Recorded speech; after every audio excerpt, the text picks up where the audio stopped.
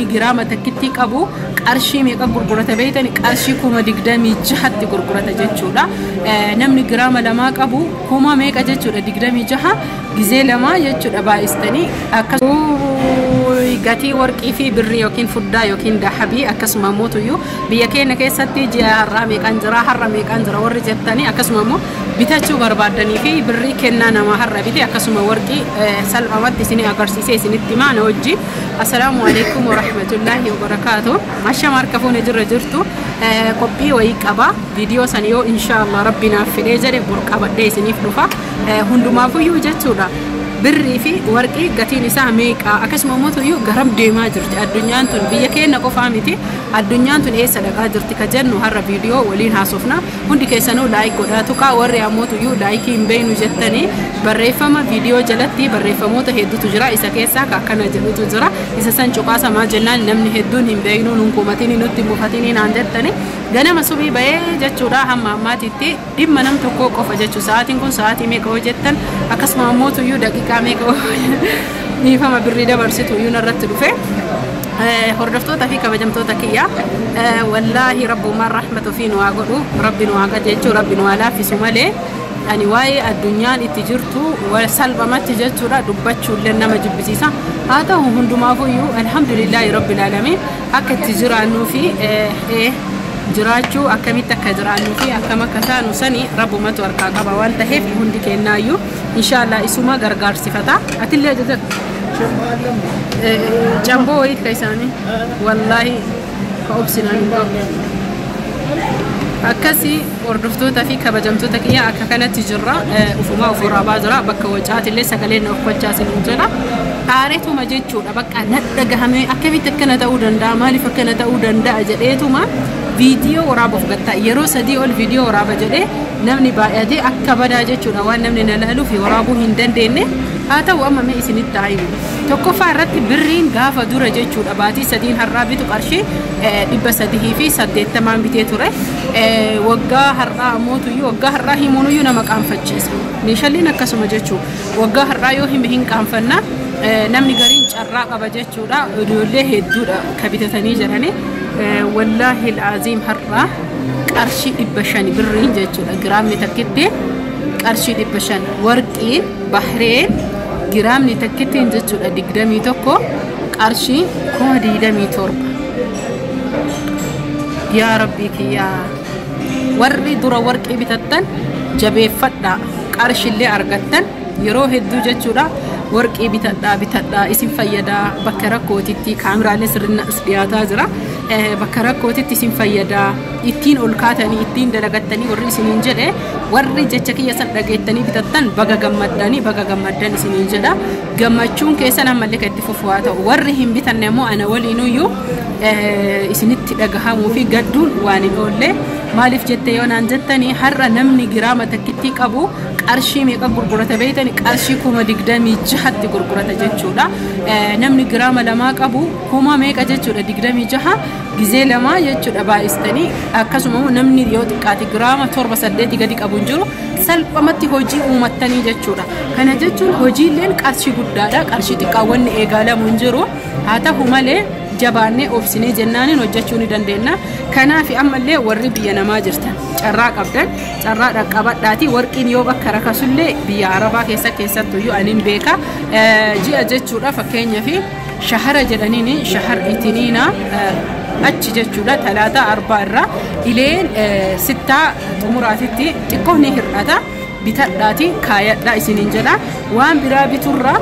wanni akka warqii isin fayyadaan jiru warqiin birrii baankii keessaniiti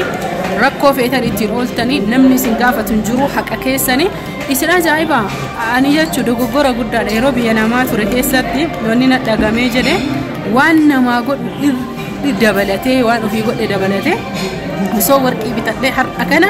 wajiilee isin naa hawwitan istiidiyoo ofii kiyyaa hawwu waan gugurdaa godhachuu danda'a jechuudha maaliif jennaani filmaama ka giraamni 5 waan fedhinaa hojjechuu danda'a jechuudha giraamni 10 nama qabu giraama 18 rakasa ture duraanii warqiin kun jechuu biyya namaatitti namni biyya namaa jirtanii kanaafi ijoollee giraama qubee qofa giraama 3 qaba kamurmaa giraama 7 8 10 qaba haga giraama 20 natti himtan baga gammaddanii isiniin jedha baga rabbi jireenya keessan isiniif jijjiire ammallee isiniif haa jijjiiru haaluma kanaan subscribe like gochuun viidiyoolee babbareedaa fi viidiyoo meeshaa akkasuma immoo viidiyoo gorsaa qabadhee isinii dhufa hordoftoota fi kabajamtoota kiyya buna dhugaa isinitti haasaya maaliif jennaan bakka boqonnaa waan jiruuf jechuudha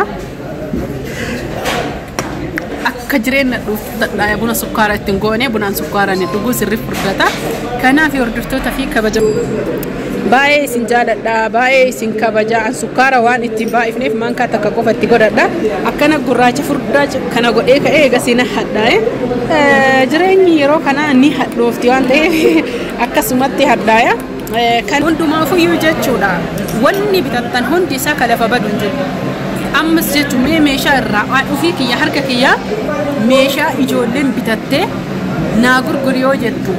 firiijii jettaa batiraa daabboo jettaa oovinii jettaa gassaalaa jettaa masoobii mee wanti xiqqaan haa ta'u wantoonni gurguddaan kun qarshii xiqqaa kana dabalee jiru fakkeenyaaf majlis arabiyaa wallahi isinin ajaa'ibu majlis arabiyaa abbaa 40 namni dalaysiifatee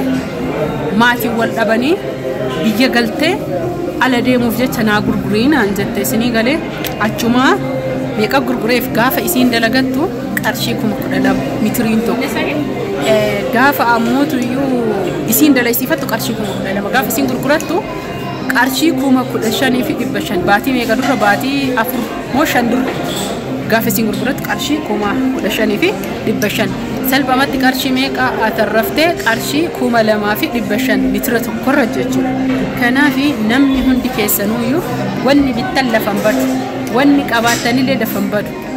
ittuu fayyadamtanii yoo faayidaa isaa san irraa argattanii baay'ee kan namatti toluu fi hedduu nama gammachiisudha yeroo tokko tokko namni kenna waan tokko tokko irratti xiyyeeffatanii